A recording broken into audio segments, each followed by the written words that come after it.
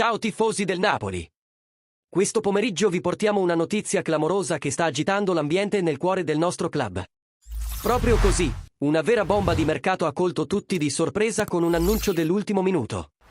Prima di immergerci in questa entusiasmante novità di mercato, ricordatevi di mettere mi piace a questo video e di iscrivervi al nostro canale di notizie, perché con l'apertura imminente della finestra di trasferimento, il Napoli è già in movimento per rinforzare il centrocampo per la prossima stagione. E il nome che sta emergendo è quello di un giovane talento olandese. Con l'arrivo imminente di Giovanni Manna dalla Juventus come nuovo direttore sportivo, Aurelio De Laurentiis sta pianificando una rivoluzione vera e propria al Napoli.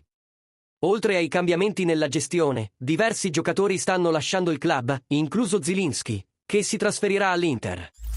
Kenneth Taylor, appena 19enne, è considerato una delle giovani promesse del calcio olandese. La sua versatilità in centrocampo, capace di agire sia come mediano che come centrale, lo rende un'aggiunta preziosa. La capacità di Taylor di passare la palla e la sua visione di gioco sono caratteristiche che si sposano perfettamente con lo stile del Napoli. Tuttavia, il club dovrà affrontare la forte concorrenza dell'Atletico Madrid, che è anche molto interessato al giovane talento. Secondo quanto riportato dal Telegraph, la competizione per assicurarsi Taylor si preannuncia accesa, ma il Napoli è determinato a rafforzare il suo centrocampo con l'acquisizione di questo giovane talento.